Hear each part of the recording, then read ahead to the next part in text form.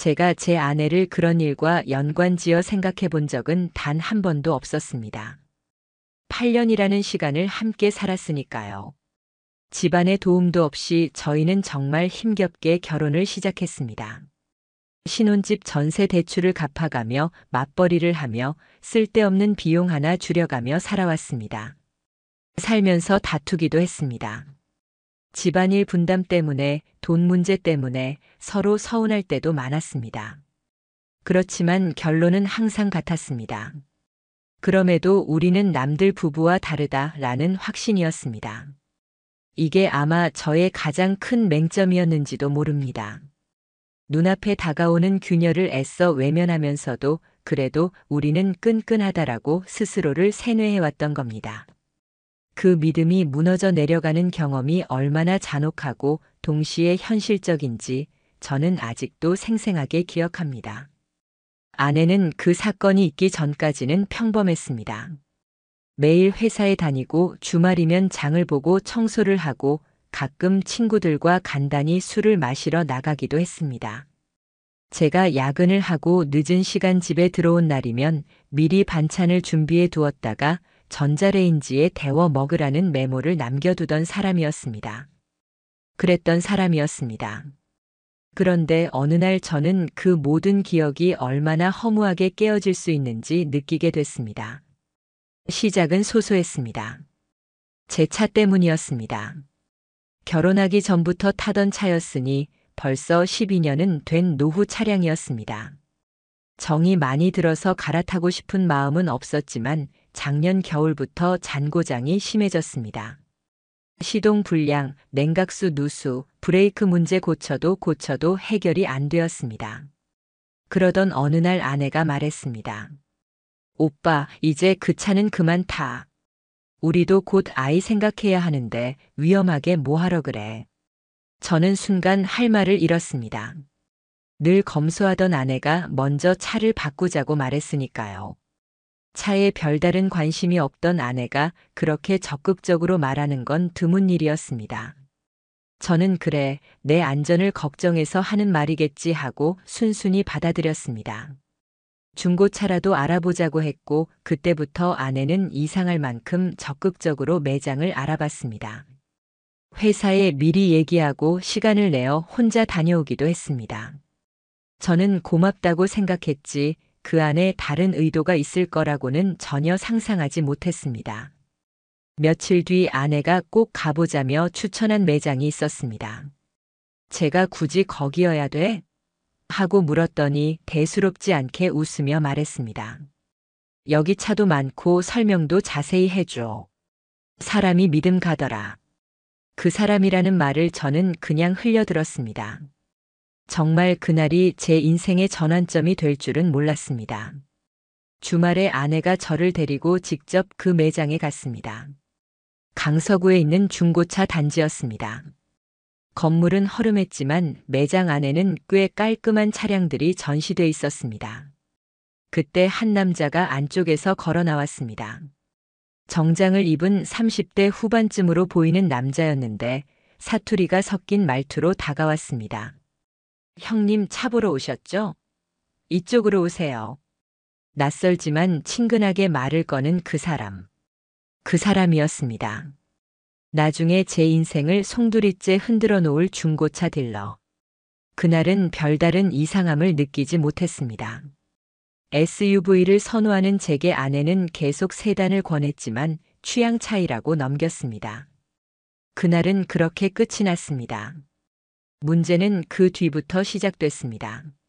아내가 평소와 달리 휴대폰을 손에서 떼지 않게 된 게 첫 번째 이상 신호였습니다. 원래는 집에 오면 식탁 위에 올려두고 신경조차 쓰지 않던 사람이었는데 어느 순간부터는 화장실까지 들고 다니고 욕실 선반 위에도 놓고 씻었습니다. 심지어 제가 농담처럼 요즘 왜 이렇게 폰을 붙잡고 살아? 라고 묻자 아내는 웃으며 대답했습니다. 그냥 요즘 일이 많아서 그래. 연락도 자주 오는 거고. 그때는 크게 의심하지 않았습니다. 아내가 프리랜서 일을 겸하고 있었으니까요. 그러나 제 귓가에 계속 맴도는 그 말은 결국 뭔가 잘못 돌아가고 있다는 신호였습니다. 이후 아내는 외출이 부쩍 잦아졌습니다. 친구랑 만난다, 거래처 미팅이 있다, 모임이 있다. 이유는 다양했지만 주로 수요일 오후에 비슷한 시간대에 나갔다가 저녁쯤 돌아왔습니다. 정기적인 패턴이 있다는 건 저 같은 일반인에게도 이상하게 다가왔습니다.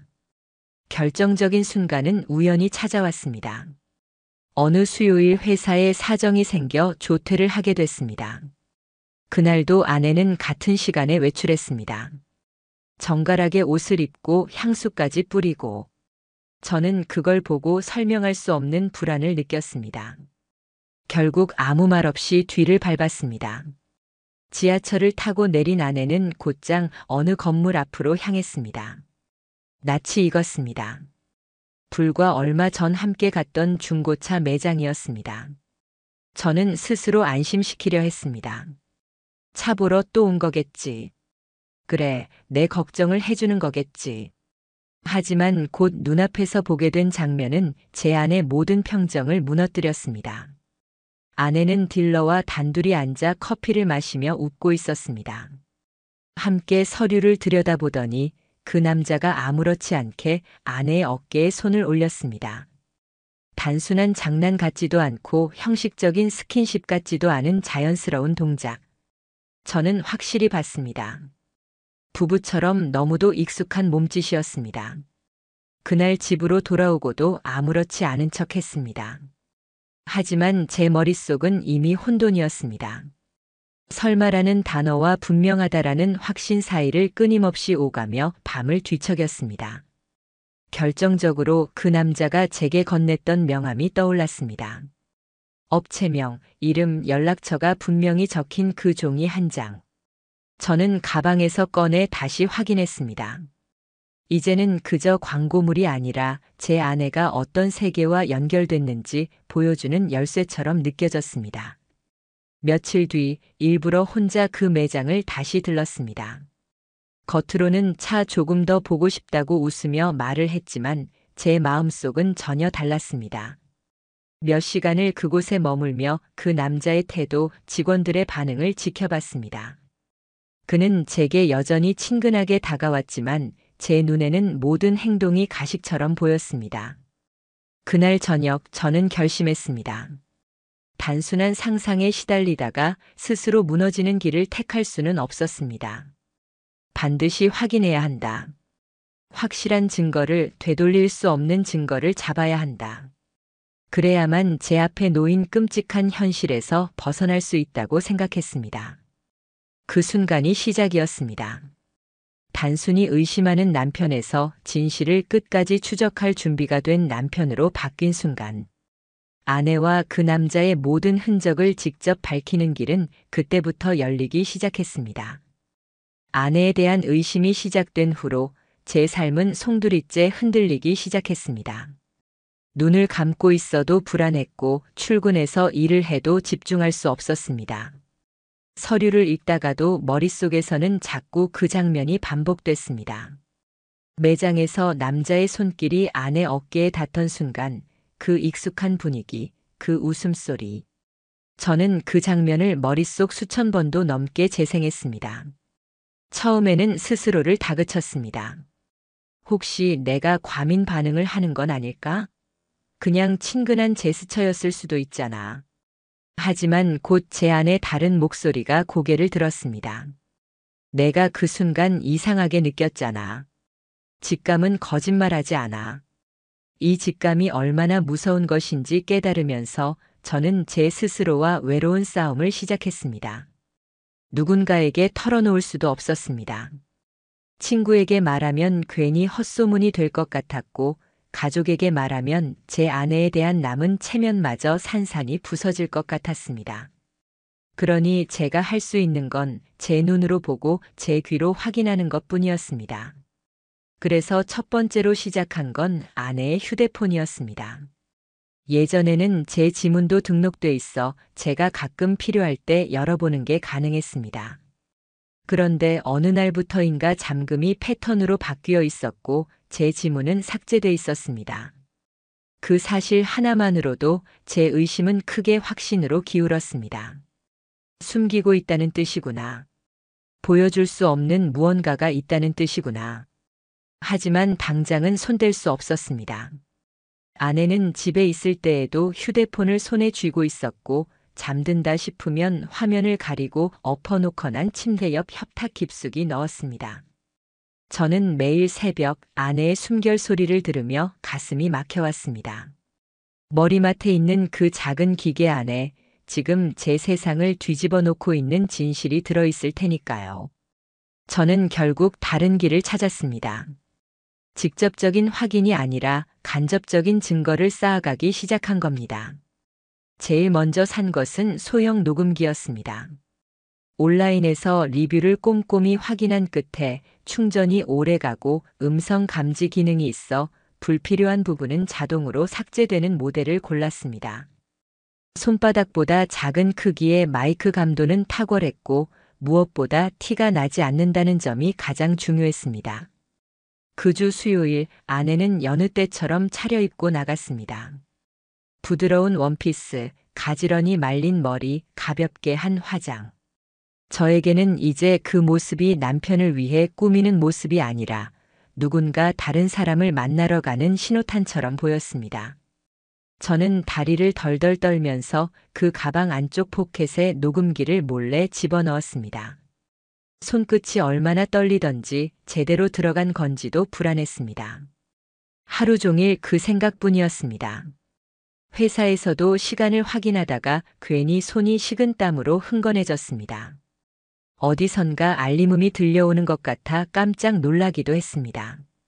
그렇게 악몽 같은 시간을 보내고 집으로 돌아왔습니다. 저녁 8시 무렵 아내도 귀가했습니다. 평소와 다름없이 식탁을 차려놓고 미소로 저를 맞이했습니다. 그리고 무심하게 물었습니다. 오늘 회사 어땠어? 피곤하지? 밥부터 먹자. 저는 그 웃음을 똑바로 쳐다볼 수가 없었습니다. 억지로 고개를 끄덕이고 밥을 삼켰습니다. 목구멍을 타고 내려가는 쌀알 한 톨이 바위처럼 느껴졌습니다.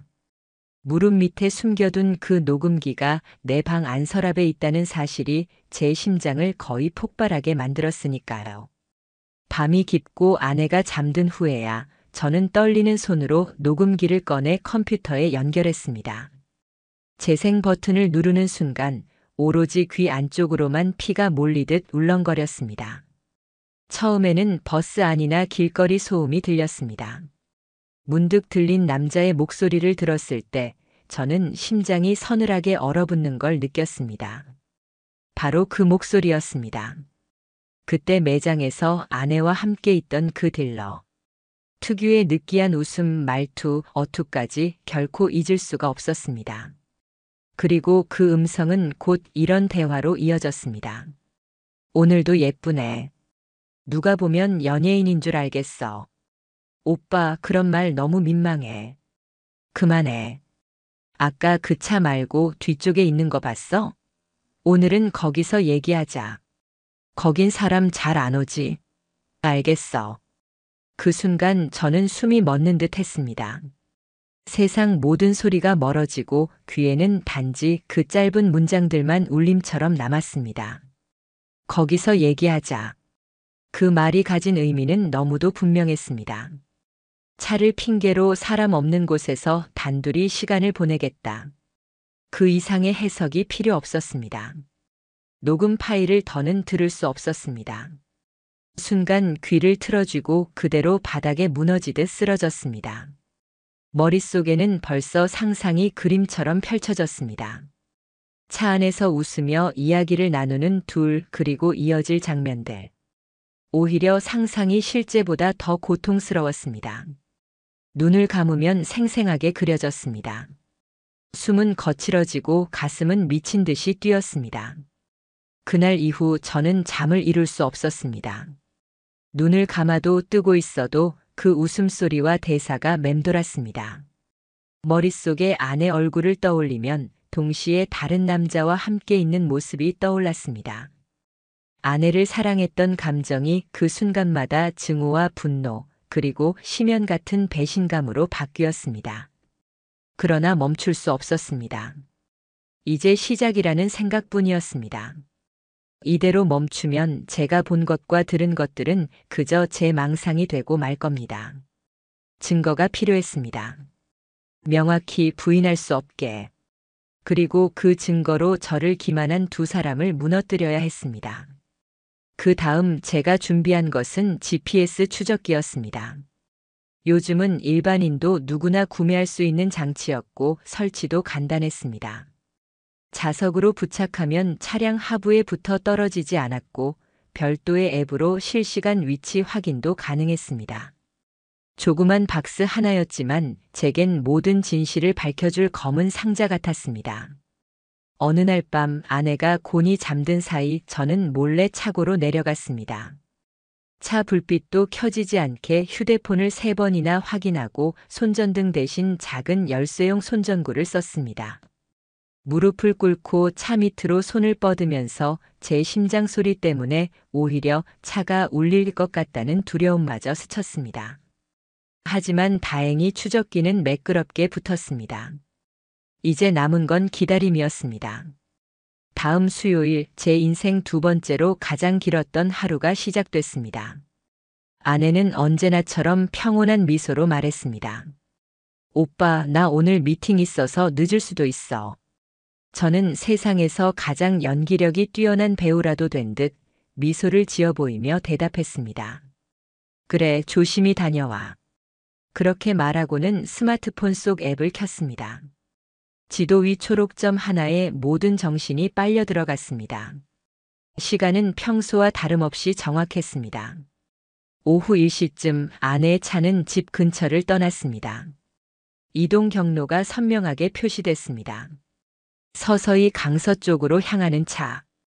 결국 맵 위에 찍힌 위치는 중고차 매장 뒤편 외진 골목 근처였습니다. 심장이 식은 듯 무감각해졌습니다. 커피숍도 아니고 음식점도 아니고 쇼핑몰도 아니었습니다. 지도상으로는 주차 공간조차 없는 건물 뒤편 통로와 연결되는 작은 길이었습니다. 그런데 그 초록점은 거기서 2시간 가까이 멈춰 있었습니다. 이유는 분명했습니다. 저는 그날 결국 조퇴를 하고 직접 그곳으로 향했습니다. 버스 안에서 손바닥은 땀으로 젖어 미끄러졌습니다. 계속해서 휴대폰을 켜고 확인했습니다. 위치는 변하지 않았습니다. 1발, 2발. 골목으로 들어서던 순간 저는 딱 굳었습니다. 제 아내 차가 주차돼 있었습니다. 그 옆에 나란히 붙어 있는 검은색 차량. 흔들리고 있었습니다. 바람 때문이 아니었습니다. 가까이 다가갈수록 안에서 터져나오는 웃음소리와 낮게 깔린 음성이 똑똑히 들렸습니다. 저는 그 자리에서 한 발짝도 나아갈 수 없었습니다. 몸이 무거워서가 아닙니다. 가벼워서였습니다.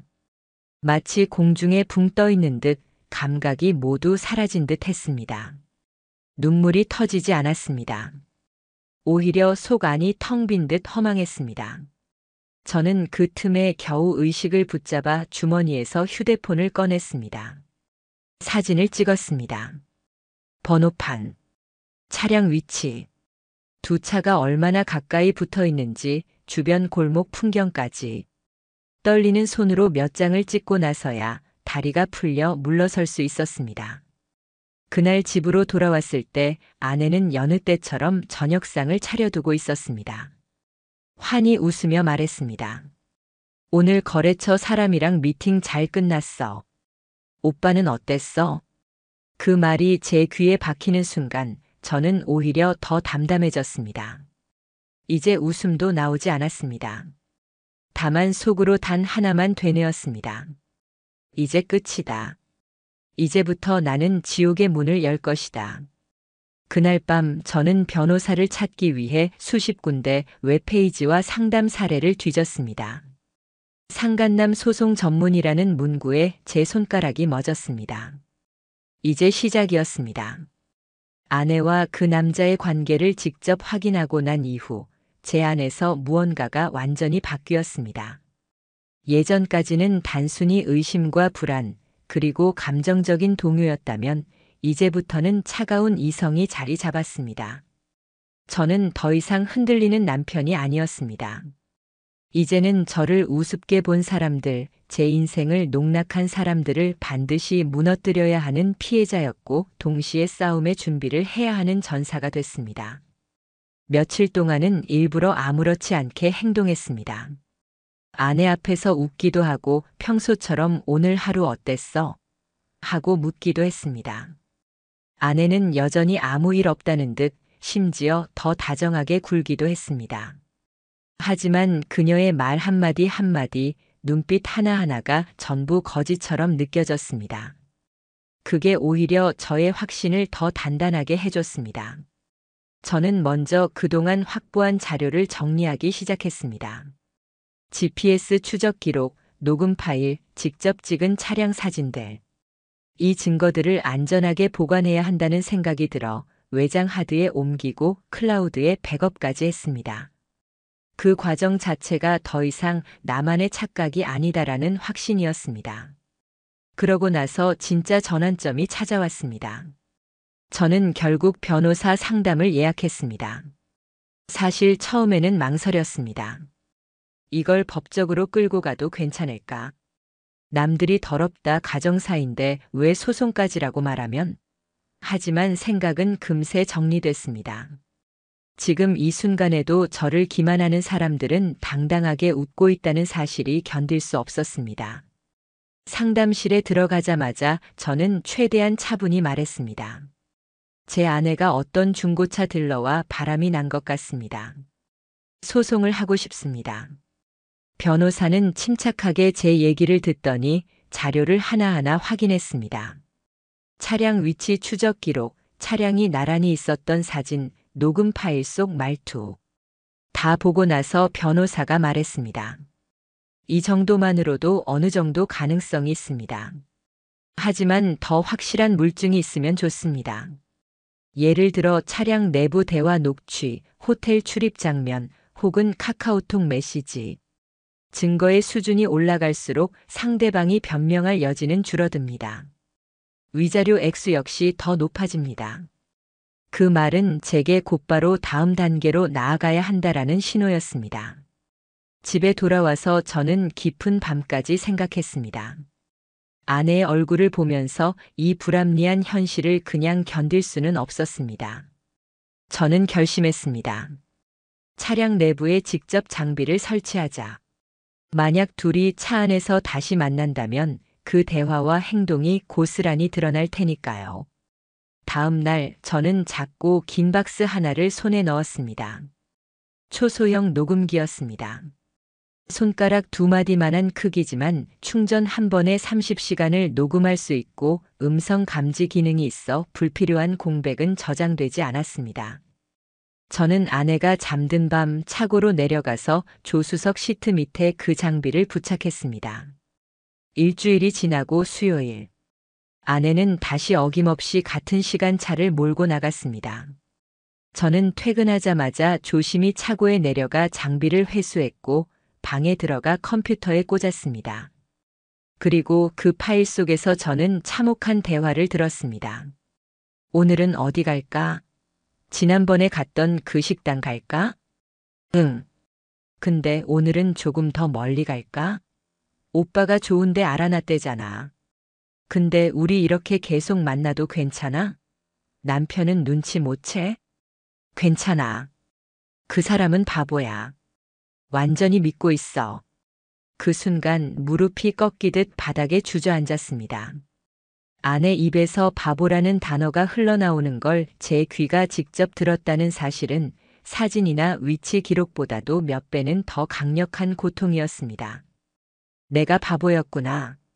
내가 믿은 게 우스운 거였구나. 하지만 이 고통은 곧 분노로 바뀌었습니다. 녹취 파일을 이어가던 중 그 남자의 목소리가 또렷하게 들렸습니다. 조만간 차 한 대 뽑자. 내 명의로 등록해. 내가 타고 다니면 편할 것 같아. 그럼 괜찮을까? 그러다 들키면. 괜찮아. 내가 알아서 할게. 너랑 오래 만나려면 이 정도는 해야지. 순간 저는 확신했습니다. 이것은 단순한 일탈이 아니라 구조적인 기만이었다는 것. 제 아내와 그 남자는 일시적인 관계가 아니라 장기적인 계획을 세우고 있었다는 것. 제가 지금껏 흘린 피와 땀으로 낸 대출금, 우리 집의 미래를 통째로 무시하고 저를 그냥 ATM으로만 보고 있었다는 것. 그날 밤 저는 이를 악물고 또 다른 준비를 했습니다. 이번에는 초소형 카메라였습니다. 차량 룸미러 뒤쪽 눈에 띄지 않는 공간에 설치했습니다. 움직임이 감지되면 자동으로 녹화되는 장치였습니다. 저는 시퀀스를 차곡차곡 준비했습니다. 며칠 뒤 파일을 열어본 순간 저는 거의 숨을 쉴 수 없었습니다. 화면 속에는 두 사람이 있었습니다. 웃으며 팔짱을 끼고 얼굴을 쓰다듬고 평온하게 대화를 나누는 모습.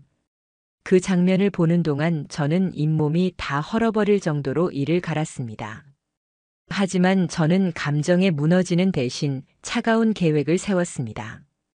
이 영상도 캡처하고 날짜와 위치 기록을 정리하고 모든 파일을 폴더별로 나눠서 변호사에게 전달할 준비를 했습니다. 이제 흔들리지 않았습니다. 마지막 단계는 디지털 증거였습니다. 저는 결국 아내의 휴대폰까지 건드리기로 했습니다. 연락처와 메시지 복원 서비스를 통해 일부 복구가 가능하다는 사실을 확인했습니다. 지난밤 아내가 깊은 잠에 빠진 틈을 타 휴대폰을 확보했고 외부 서비스를 통해 데이터를 의뢰했습니다. 며칠 뒤 결과가 도착했을 때 제 두 눈으로 확인한 메시지 안에는 이런 문장들이 있었습니다. 이번 주는 못 만나. 남편 눈치 까는 것 같아. 언제까지 숨길 거야? 나도 이제 지쳤어. 조금만 더 참아. 대출 다 갚으면 정리할게. 지금 이혼하면 위자료 문제 생겨. 저는 다시 한번 전율을 느꼈습니다. 결국 제 결혼 생활은 그녀에게 단순히 대출 다 갚을 때까지 유지하는 계약에 불과했던 것입니다. 그날 밤 저는 다짐했습니다. 이제 이 싸움은 단순히 불륜이 아니라 제 삶을 송두리째 되찾기 위한 전쟁이다. 저는 변호사 사무실에 다시 찾아가 모든 증거를 제출했습니다. 변호사는 파일들을 꼼꼼히 확인한 뒤 한마디로 정리했습니다. 이 정도면 완벽합니다. 이혼 소송, 상간남 소송, 둘 다 유리하게 진행할 수 있습니다. 저는 고개를 끄덕였습니다. 이제 더는 물러설 이유가 없었습니다. 아내와 그 남자는 끝났습니다. 그리고 제가 잃었던 제 자존심과 제 삶, 그것들을 되찾을 시간이 드디어 다가오고 있었습니다. 소송장을 접수한 날, 저는 오히려 이상할 만큼 차분했습니다. 그동안은 매일같이 피가 거꾸로 솟고 분노가 심장을 찔렀지만 이제는 모든 걸 법적인 절차에 맡겼다는 사실이 저를 무겁게 눌러주었습니다. 이제 제 차례다. 내가 할 일은 이미 다 준비됐다. 그 생각이 머릿속에서 반복됐습니다. 며칠 뒤 법원에서 확인 문자가 왔습니다. 상간남 소송 접수가 정식으로 완료되었다는 알림이었습니다. 저는 휴대폰 화면을 오래 바라보다가 천천히 숨을 내쉬었습니다. 이 알림은 단순한 메시지가 아니라 두 사람의 거짓말이 이제 세상에 드러나기 시작했다는 증거였으니까요. 그날 저녁 저는 평소와 다름없이 술 한 잔을 따랐습니다. 마치 아무 일 없는 듯 TV를 켜놓았지만 제 마음은 고요했습니다. 아내는 여전히 웃으며 제 앞에 앉았습니다. 오빠 내일 회사에서 갑자기 야근하라네. 늦게 들어올 수도 있어. 그 말은 이제 저를 불안하게 하지 않았습니다. 오히려 씁쓸한 비웃음이 나왔습니다. 내가 지금 누구를 속이고 있는지 아냐? 너도 이제 알게 될 거다. 모든 게 무너지는 순간을. 다음 날 일이 터졌습니다. 아내가 평소보다 일찍 집에 들어왔는데 얼굴은 창백했고 눈빛은 불안에 흔들렸습니다. 손에는 두툼한 서류가 쥐어져 있었습니다. 이게 뭐야? 당신 진짜야? 그녀가 말하자마자 손에 든 서류를 제게 내던지듯 내밀었습니다. 그것은 다름 아닌 상간남 손해배상 청구서 복사본이었습니다. 저는 서류를 쳐다보지도 않고 아내 얼굴을 바라보며 담담히 말했습니다. 그래. 진짜야. 내가 뭘 했는지 다 알고 있다. 사진도 있고 녹음도 있고 영상도 있어. 아내 얼굴은 금세 무너져 내렸습니다. 눈이 흔들리고 입술이 파르르 떨렸습니다. 그리고 곧 무릎을 꿇더니 울부짖듯 말했습니다. 미안해, 진짜 미안해. 잠깐 그랬던 거야. 실수였어. 순간 저는 비웃음이 터져 나왔습니다. 실수? 내가 매주 수요일마다 같은 시간에 나간 게 실수였다고. 차 안에서 팔짱을 끼고 서로 약속했던 것도 실수였다고. 메시지에서 대출 다 갚고 정리하겠다고 한 게 실수였어? 아내는 손으로 얼굴을 가리고 울었습니다. 하지만 그 눈물은 제게 아무 의미가 없었습니다. 저는 이미 모든 감정을 태워버렸고 남은 건 차가운 분노뿐이었습니다. 며칠 뒤 변호사를 통해 전해 들은 소식은 더 가관이었습니다. 상간남 김도훈은 처음에 자신은 아내가 기혼자인 걸 몰랐다라고 주장했습니다. 제가 직접 매장에 같이 갔던 날 아내가 남편을 소개했던 건 무시하더군요. 정말 치졸했습니다. 그러나 변호사가 차분히 말했습니다. 증거가 이미 차고 넘칩니다. 유부녀인지 몰랐다는 변명은 통하지 않습니다. 그때부터 김도훈 측은 서서히 움츠러들었습니다. 매장 운영도 불안정해졌다는 얘기를 들었고 인터넷 커뮤니티에는 땡땡딜러 불륜 소송 걸렸다더라는 글이 돌기 시작했습니다. 제가 퍼뜨리지도 않았는데 자연스럽게 입에서 입으로 번져갔습니다. 사람들은 자극적인 이야기에 민감했고 누군가 이름을 흘리면 금세 소문은 부풀려졌습니다. 그리고 마침내 첫 번째 재판일이 다가왔습니다. 저는 단정히 양복을 입고 법정으로 들어갔습니다.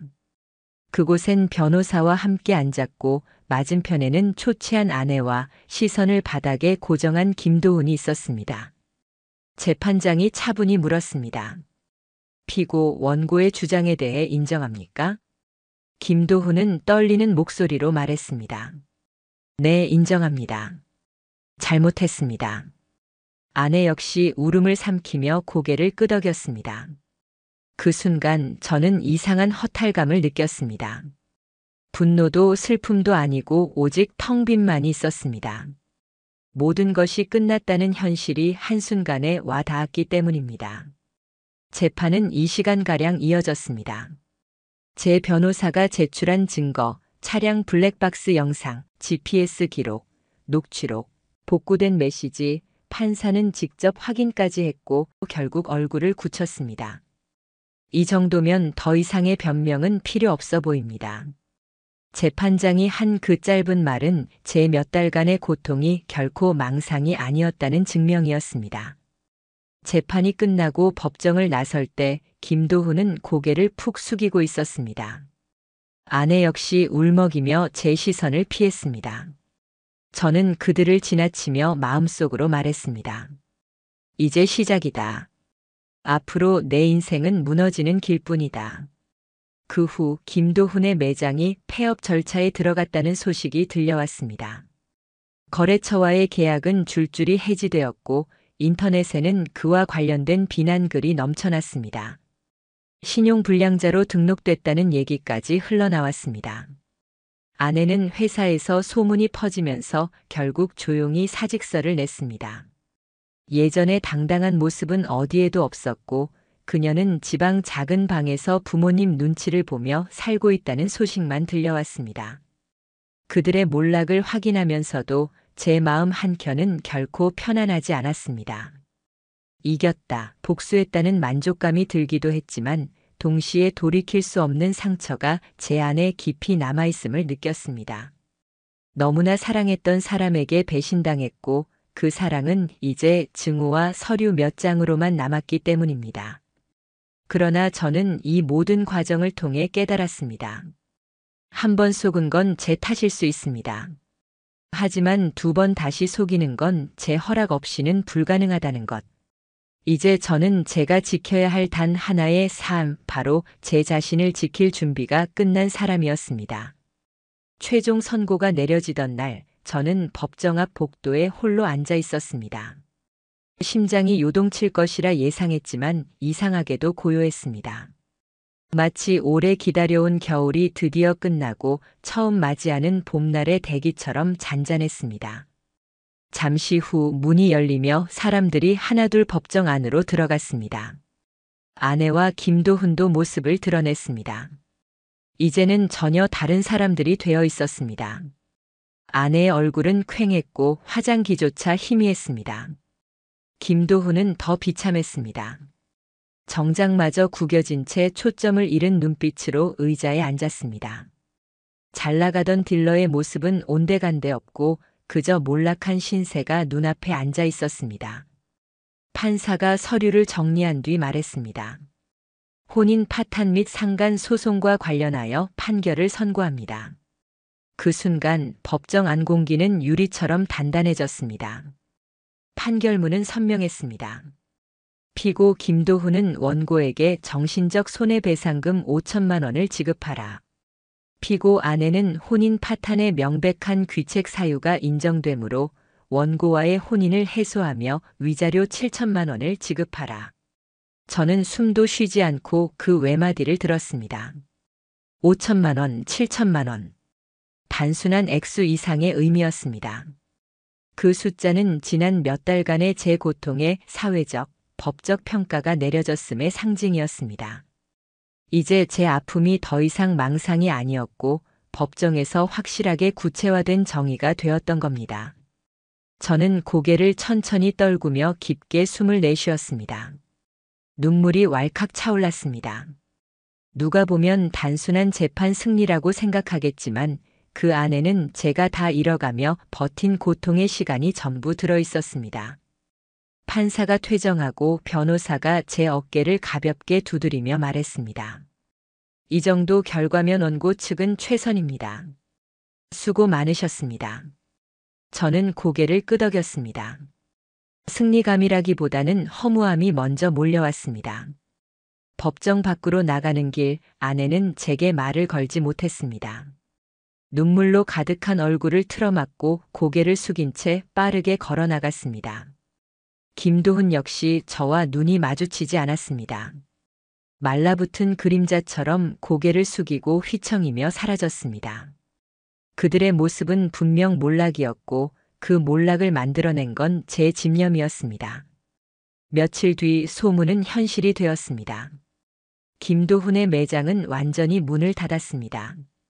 직원들은 모두 뿔뿔이 흩어졌고 거래처는 손절했습니다. 중고차 관련 온라인 카페에는 그 인간한테 차 샀는데 불륜으로 소송 걸렸다더라는 글이 계속 올라왔습니다. 김도훈은 업계에서 퇴출되다시피 했습니다. 신용불량자로 등재되었다는 얘기도 들려왔습니다. 더 이상 사회에서 설 자리는 없어 보였습니다. 아내 역시 회사에 소문이 번지며 결국 스스로 사직했습니다. 한때 당당하게 집안을 지키던 여자는 더 이상 없었습니다. 부모님 집 근처에서 쓸쓸히 지내며 단기 아르바이트로 겨우 연명한다는 말을 들었습니다. 한밤중 제 휴대폰에 카카오톡 알림이 울렸습니다. 발신자는 아내였습니다. 정말 미안해. 나는 요즘 사람도 못 만나고 살아. 그래도 오빠는 행복하게 지내고 있지? 저는 메시지를 읽고 가만히 화면을 꺼버렸습니다.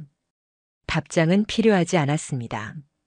이미 제 마음속에서는 관계가 지나간 과거일 뿐이었습니다. 저는 혼자가 되었지만 이상하게도 그 고독이 두렵지 않았습니다. 결혼 생활 동안 내내 제 감정은 누군가를 믿는 데에 쓰였다면 이제는 오롯이 저 자신을 믿기로 했습니다.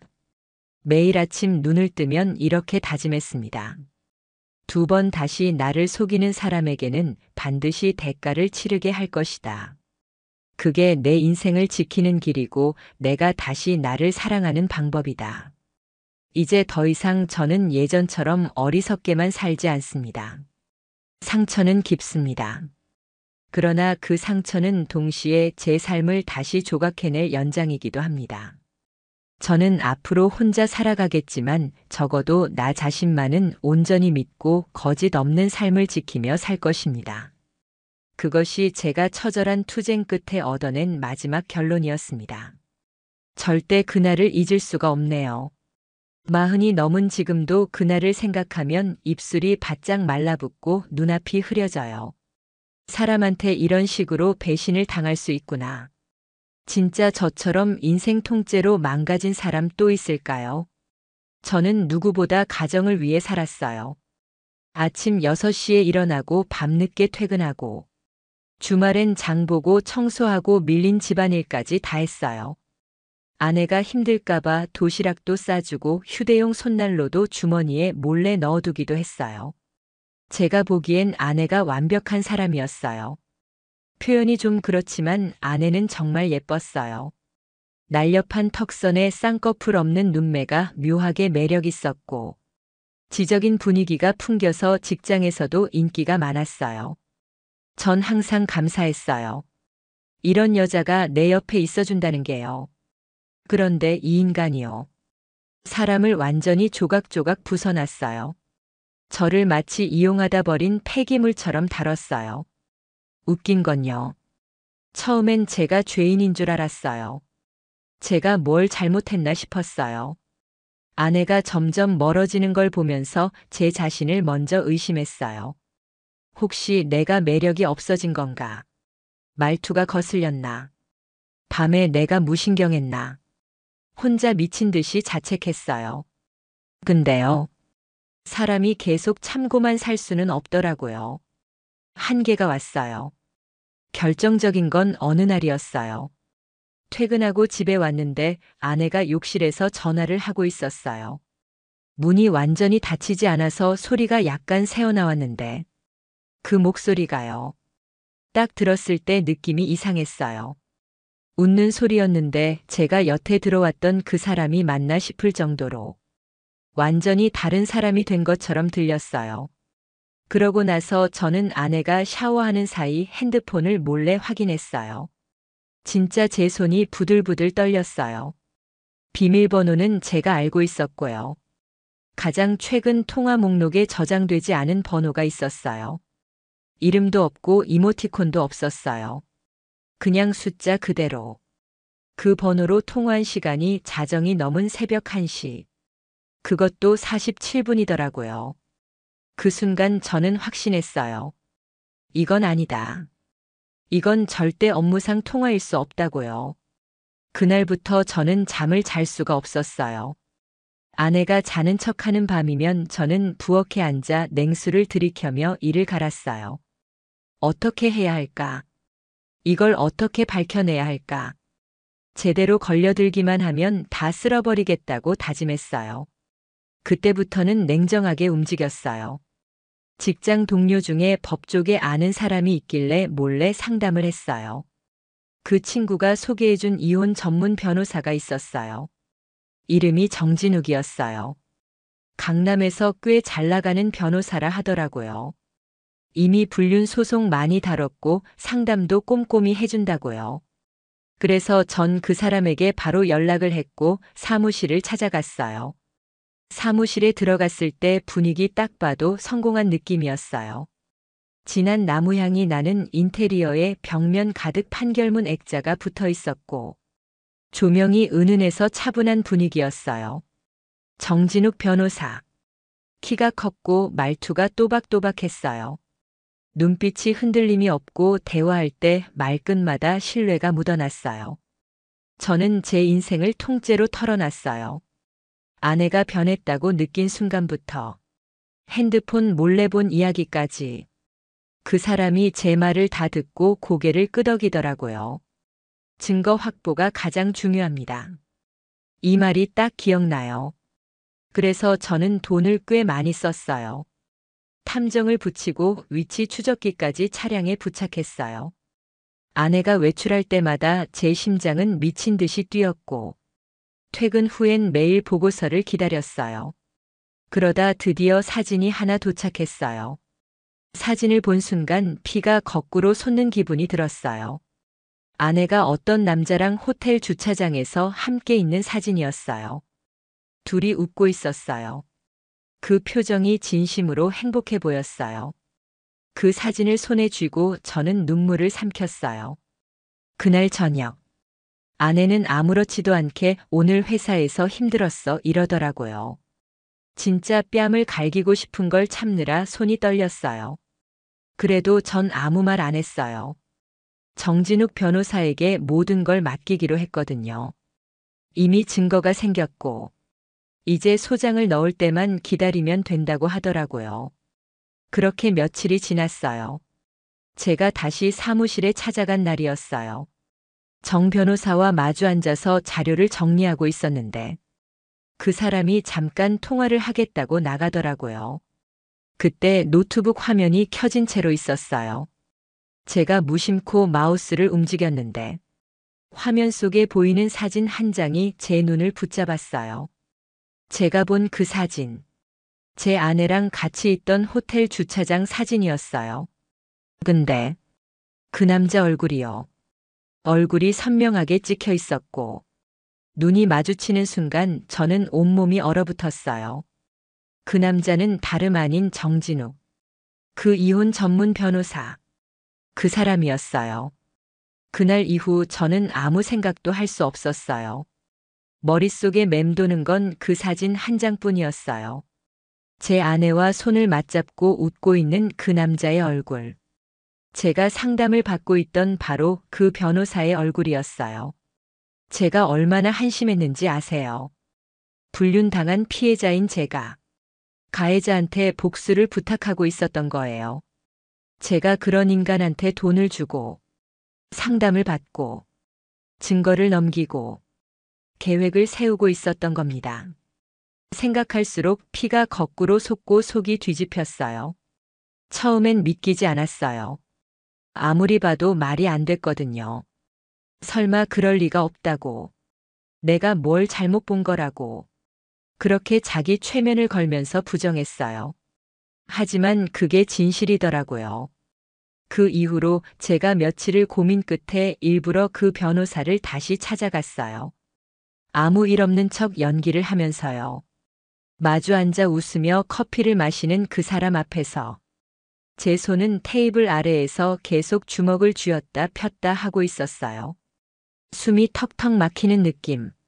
입안이 말라붙는 감각. 전 그걸 참아내고 있었어요.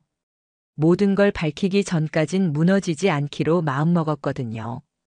제가 그 사람한테 다시 사건을 맡기겠다고 했을 때 정 변호사는 화난 얼굴로 그러더라고요. 걱정 마세요. 제가 끝까지 책임지겠습니다. 저는 그 말을 듣고 입꼬리를 억지로 끌어올리며 웃어줬어요.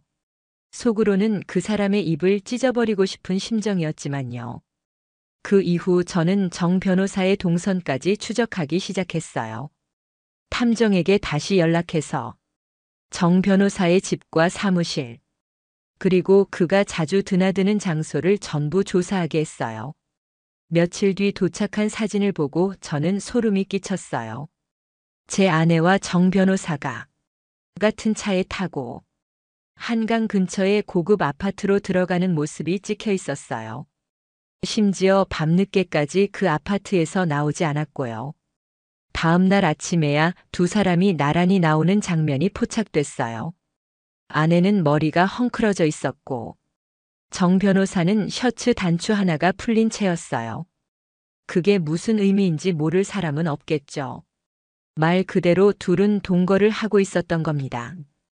제가 집에 없을 때, 출장 간다고 거짓말했을 때, 아내는 저 인간과 한 이불을 덮고 있었던 겁니다.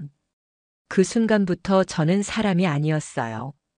정상적인 감정이 통하지 않았어요. 세상이 다 부서졌고 모든 게 연극 같았어요. 아내의 웃음도 그 인간의 말투도 다 가짜였어요. 저는 집에 돌아와서 방 안에서 소리 없이 울었어요. 숨이 막히고 심장이 조여들고 머리통을 벽에 쾅쾅 박으며 제정신이 아니었어요. 내가 뭘 그렇게 잘못했는데. 이 말이 입에서 자동으로 흘러나왔어요.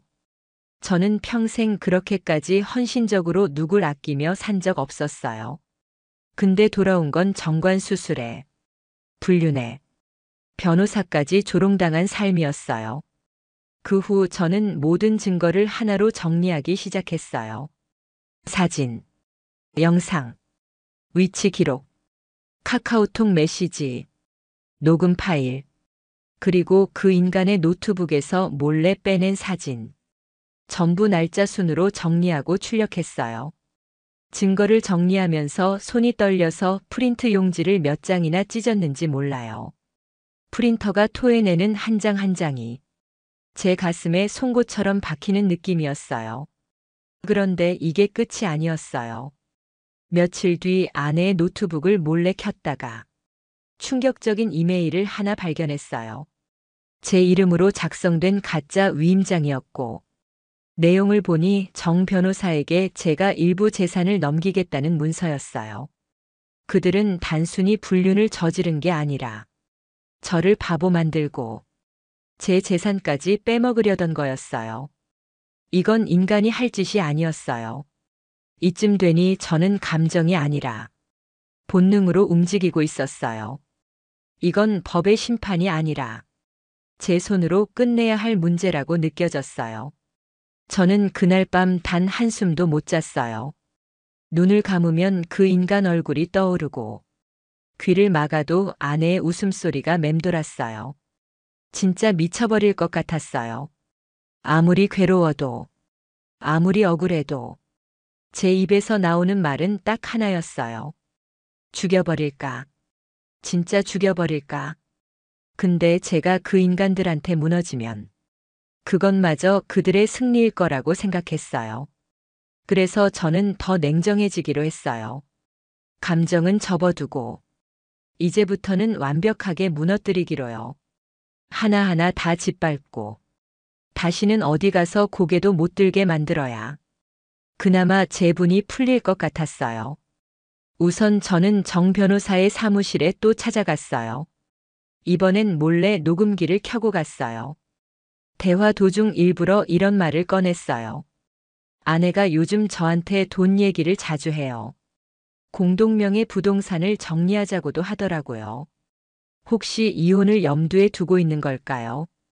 그 말에 정 변호사는 약간 긴장한 눈빛을 보였어요. 그 표정. 제가 못 볼 줄 알았나 봐요. 그 인간은 억지로 웃으며 이렇게 말하더라고요. 재산 분할 문제는 서두르지 마세요. 제가 도와드릴게요. 지금은 아직 감정 정리가 필요할 때입니다. 말 같지도 않은 헛소리를 침착하게 내뱉는 그 얼굴을 보면서 저는 속으로 욕을 수천 번은 했어요. 그날 밤 저는 녹음 파일을 다시 들으면서 한 글자 한 글자 다 받아 적었어요.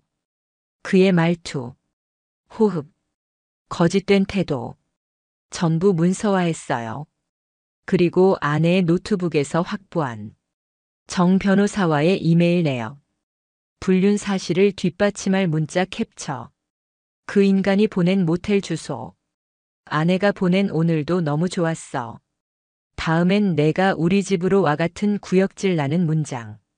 전부 엮었어요. 그걸 준비하는 내내 제 손끝은 얼어붙은 것처럼 차가웠고 심장은 불덩이처럼 뛰고 있었어요. 저는 제 자신이 사람이 아닌 느낌이었어요. 가면을 쓴 망령 같았어요. 회사에선 평소처럼 인사하고 점심도 같이 먹고 웃기도 했지만 속은 썩고 문드러지고 있었어요. 그리고 드디어 움직였어요. 저는 변호사 협회에 정식으로 윤리 위반 신고를 접수했어요.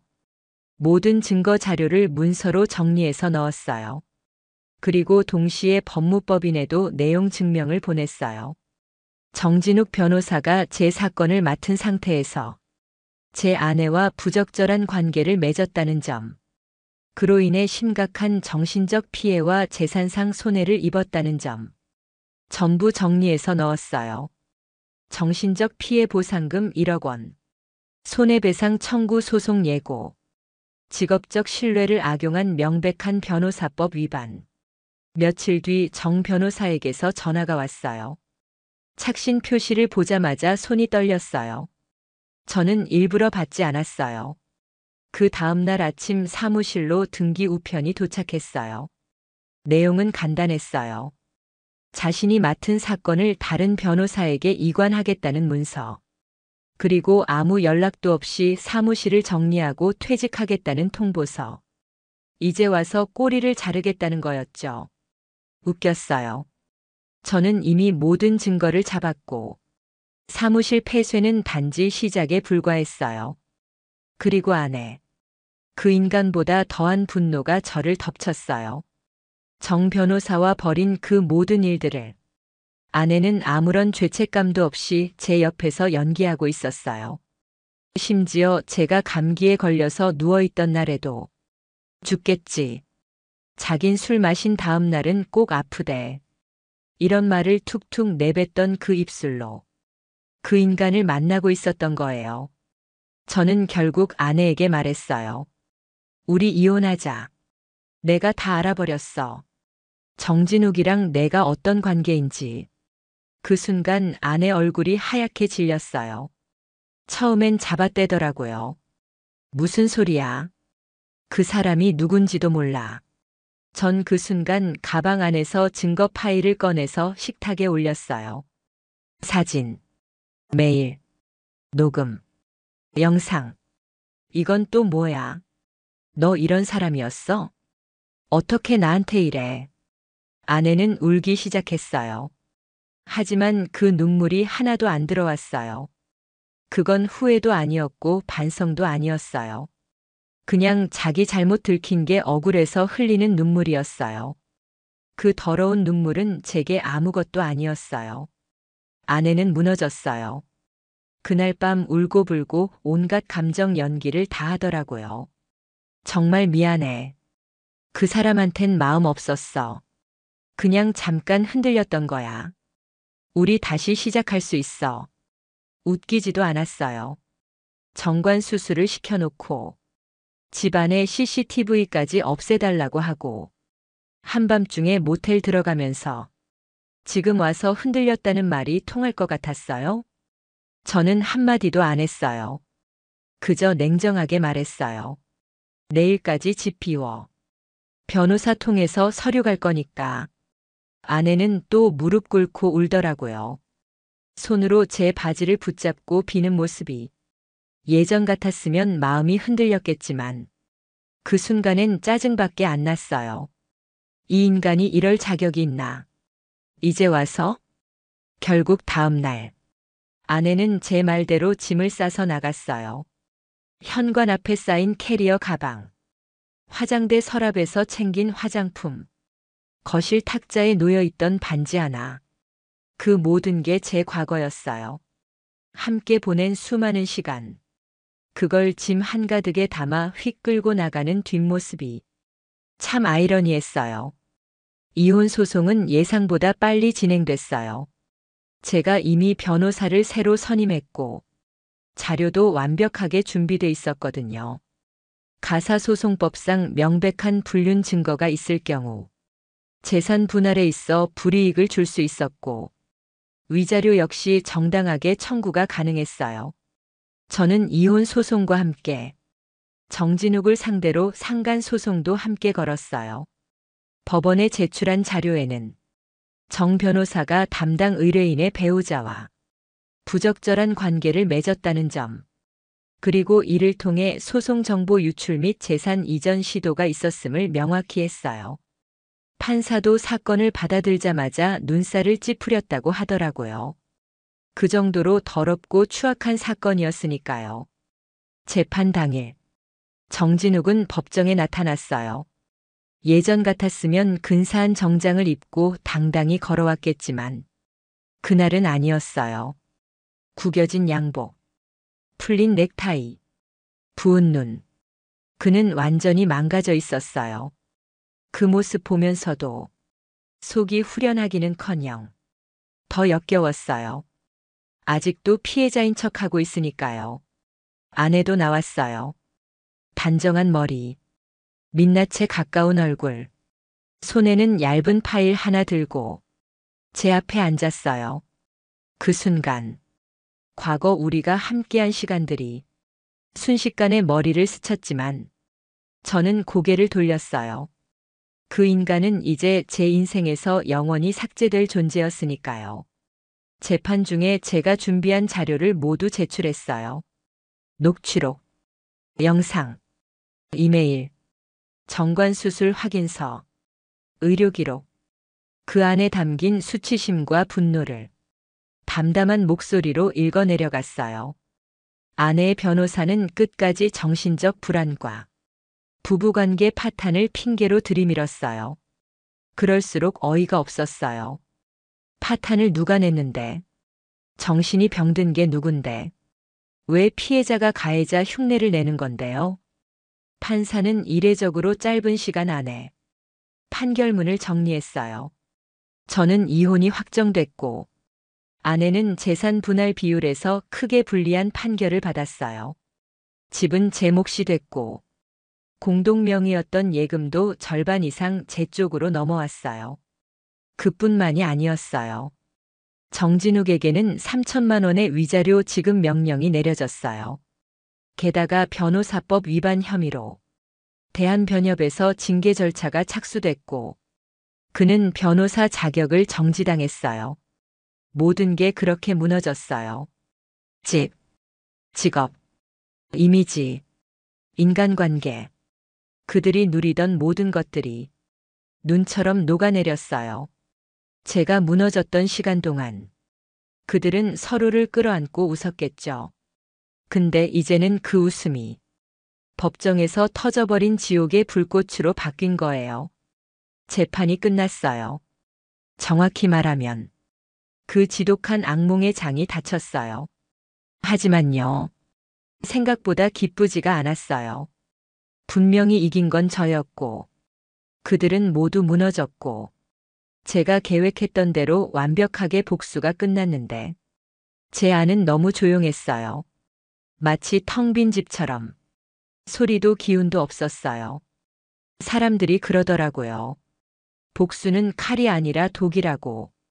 목구멍을 타고 흘러내리는 순간은 시원하지만 결국 남는 건 쓴맛뿐이라고요. 정확히 그랬어요. 저는 그 쓴맛을 삼키면서 매일 아침이 오는 게 두려웠어요. 혼자 남은 집, 아내가 떠난 후의 냉장고, 욕실에 남아있는 비누 냄새. 그런 게 더 지독했어요. 어느 날엔 식탁에 앉아서 물만 바라보다가 눈물이 뚝 떨어졌어요. 아무 소리 없이요. 하지만 저는 절대 후회하지 않았어요. 내가 무너졌다고 가만히 참고만 살았다면 그 인간들은 지금도 날 비웃고 있었을 거예요. 그래도 저는 싸웠고 증명했고 지켜냈어요. 제 자신을요. 몇 달이 흘렀어요. 정진욱은 결국 변호사 자격을 박탈당했고 그가 운영하던 사무실은 폐업했어요.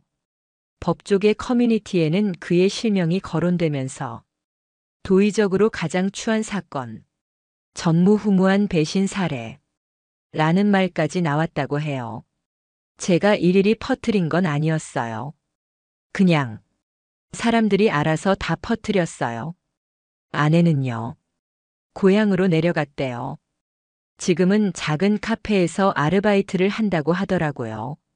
저한테 사과 편지를 몇 번 보냈는데 저는 한 번도 답하지 않았어요. 그녀는 제 삶에서 삭제된 사람이니까요. 그리고 그 삭제는 복원이 안 되거든요.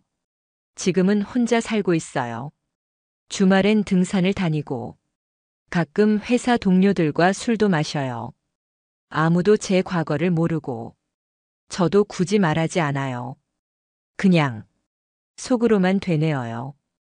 다시는 사람을 쉽게 믿지 말자. 그리고 내가 나를 지켜야 한다. 어느 날이었어요. 회사 근처 카페에서 우연히 예전 고등학교 친구를 만났어요. 그 친구는 이혼 경험이 있다고 했고 제가 한참 말없이 앉아 있으니까 이렇게 말하더라고요. 형, 이제 행복해져도 돼. 그 말이 생각보다 위로가 되더라고요. 그래, 이제 행복해도 되는 거구나. 그래서 저는 다시 시작하기로 했어요. 제 살, 제 미래, 제 감정, 다시 채우기로요. 누구 때문에 흔들리지 말고, 누구한테 상처받고 부서지지 말고, 제가 저를 위해 살아보기로 했어요. 이 이야기가 여기까지 온 여러분께 어떤 울림이 있었을진 모르겠어요. 하지만 한 가지만 확실히 말할 수 있어요. 당하지 말고, 돌아서지 말고, 끝까지 가야 돼요. 저는 그렇게 살아남았어요. 그리고 이제야 조금 숨 쉴 수 있게 됐어요. 제가 정관 수술을 받은 건 결혼 3년 차였어요. 서로 맞벌이였고 육아에 대한 부담이 컸거든요. 아내가 먼저 이야기했어요. 나는 애 안 낳을래. 지금 생활도 벅차. 저도 동의했어요. 그래서 결국 정관 수술을 받았어요. 흔히 남자들이 그거 꺼려 한다지만 저는 솔직히 책임 회피하고 싶지 않았어요. 그게 우리 선택이었고 제 역할이라 생각했거든요. 그런데 아내는 정관 수술을 했다는 걸 모르게 해달라고 했어요. 무슨 이유냐고 물으니까 혹시라도 불임 문제로 오해받을까봐 그런 말했어요. 저는 이해했어요. 민감한 주제니까요. 그래서 병원 기록도 조심했고 그날 바로 퇴근하고 집에도 들키지 않게 들어갔어요. 간호사 말대로 간단한 수술이었어요. 몇 시간 지나니까 멀쩡했어요. 그렇게 시간이 흘렀어요. 우리는 평범하게 살았어요. 크게 다투지도 않았고 일상이 반복됐어요. 근데 딱 하나. 아내는 점점 뭔가 변해갔어요. 자주 외출하고 휴대폰을 자주 뒤집어 두고 제가 퇴근하면 화장실에서 전화를 끊고 나오고 그런 게 자꾸 눈에 밟혔어요. 하지만 저는 무시했어요. 의심하면 피곤해진다고. 결혼 생활이란 그런 거라고. 스스로 위로했어요. 아내는 직장 동료들과도 가깝게 지냈고 주말에도 자주 스케줄이 있다고 했어요. 회의, 워크숍, 친구 결혼식, 그런 이유들이 늘 있었어요. 그렇게 몇 달이 지나 그날이 왔어요. 저녁 식사 중 아내가 갑자기 말했어요. 우리 얘기 좀 해. 저는 무슨 일인가 싶었어요. 설마 이혼 얘기인가 싶었죠. 그런데 아내가 입을 열었어요. 나 임신했어. 처음에 그 말이 무슨 뜻인지 몰랐어요. 그저 멍했어요. 식탁 위 반찬에서 김치 국물이 밥 위로 번지는 것만 보였어요. 눈앞이 아득했어요. 임신했다고요? 지금? 제가요? 정관 수술을 받았잖아요. 의사가 그랬어요. 확실히 차단됐다고. 테스트도 했고. 정액 속에 정자가 없다고요. 불임이 확정됐다고. 이건 제가 잘못 안 걸릴 그런 문제 아니에요. 완전히 불가능한 상태였어요. 그런데 임신이요? 도대체 누구 아이인데요? 아내는 제 반응이 이상하다는 듯 쳐다봤어요. 왜 그래? 기뻐할 줄 알았는데. 기뻐요? 정말 그 말이 제 인생에서 가장 기가 막혔어요. 저는 말도 못하고 그저 아내 얼굴만 바라봤어요. 뻔뻔하게 웃고 있는 그 표정. 그 웃음 뒤에 숨겨진 진실이 너무나 명확했어요. 그 아이는 제 아이가 아니에요. 그날 밤 저는 잠을 한숨도 못 잤어요. 아내는 아무렇지도 않게 옆에서 자고 있었어요. 그 평온한 얼굴을 보고 있자니 속이 뒤집히고 숨이 막혔어요. 아내가 아이를 가졌다는 사실보다 그걸 제게 말하면서 그렇게 아무렇지 않게 굴었다는 게 더 무서웠어요. 저는 이불을 박차고 나와 거실로 나갔어요. 정관수술 진단서를 꺼내봤어요. 수술 날짜, 수술한 병원, 사후 검사 결과. 그 안엔 분명히 정상적으로 수술이 완료됐고 정자 미검출 이라는 문구까지 적혀 있었어요. 그 문장을 보는데 눈앞에 있는 현실이 더 비현실적으로 느껴졌어요. 이건 사고도 아니고 실수도 아니고 명백한 불륜이에요. 근데 그걸 제게 감추지도 않고 축하하자는 듯이 말하다니 그 배신감은 살을 찢는 것보다 더 아팠어요. 다음 날 저는 회사에 출근하는 척하고 근처 카페에 앉았어요. 생각이 정리가 안 됐어요. 감정은 이미 터질 듯 부풀었고 하지만 지금 터뜨리면 증거가 없다는 게 너무 억울했어요. 그래서 저는 참기로 했어요. 터뜨리기 전에 증거부터 모아야 했어요. 아내의 핸드폰은 비밀번호가 걸려 있었어요. 얼마 전부터 지문 인식도 없앴더라고요. 그거 하나만으로도 이미 수상했는데 그때는 대수롭지 않게 넘겼던 걸 지금 생각하면 속이 다 뒤집어졌어요. 그래서 저는 우선 아내의 일정을 파악하기로 했어요. 그날 이후 아내는 배가 아프다며 몇 번이나 병원에 다녀왔고 회사에도 조퇴하거나 반차를 쓰는 일이 많아졌어요. 근데요, 실제로 병원에 갔는지는 아무도 몰랐어요. 저도 몰랐고 아내는 병원 이름을 말한 적이 없었어요. 그래서 저는 민간 탐정을 찾았어요. 인터넷에서 후기 좋은 사무소를 골라 그날 오후에 바로 상담을 받았어요. 조용한 골목 안 2층 건물에 위치한 사무소였고 직원이 저를 방으로 안내했어요. 저는 조용히 말했어요. 아내가 임신했다고 했습니다. 근데 저는 1년 전에 정관 수술을 받았습니다. 상담사가 눈이 동그래지더니 그럼 아이가 라고 중얼이더라고요. 제 아이일 수가 없습니다. 확실합니다. 그래서 부탁드립니다. 아내의 일정을 추적해 주시고 그 남자가 누군지 확인해 주십시오. 돈은 문제가 아니었어요. 지금 당장 카드 전부 긁고 통장 다 털어도 그 얼굴을 확인할 수만 있다면 그게 제겐 복수의 시작이었어요. 탐정은 흔쾌히 수락했고 그날부터 추적을 시작했어요. 며칠 뒤 보고서 하나가 도착했어요. 내용은 이랬어요. 의뢰인 아내는 5월 10일 오후 3시 삼성동 모 커피숍에서 한 남성과 만나 약 2시간가량 머무름. 이후 근처 고급 호텔로 이동. 약 3시간 뒤 호텔에서 함께 퇴실. 그 호텔 이름을 보는 순간 제 두 눈이 멀어버릴 것 같았어요. 왜냐고요? 그 호텔. 우리가 결혼 기념일마다 갔던 곳이었어요. 작년에 그 호텔에서 기념 사진도 찍었었어요. 근데 지금은 그녀가 다른 남자와 같이 웃으며 걸어 나왔다는 거예요. 사진도 있었어요.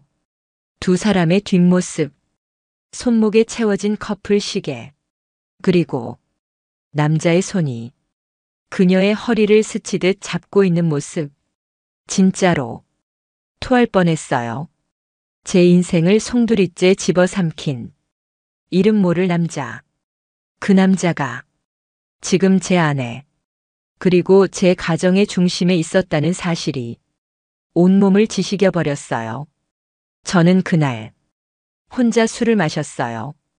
혼자 마신 술병이 3개, 4개, 5개 책상 위에 줄을 섰어요. 근데 그보다 더 속이 타들어갔던 건 그녀가 지금도 우리 아기 당신 닮았으면 좋겠다. 그딴 소리를 아무렇지 않게 한다는 거였어요. 저는 언젠가는 이걸 그녀한테 돌려줘야 한다고 다짐했어요. 며칠 후 탐정한테서 또 연락이 왔어요. 이번엔 좀 더 구체적인 정보가 담긴 보고서였어요. 상간남의 이름, 나이, 직장, 주소, 차종, 이력까지 다 정리돼 있었어요. 그 이름을 보는 순간 제 등줄기가 싸늘해졌어요.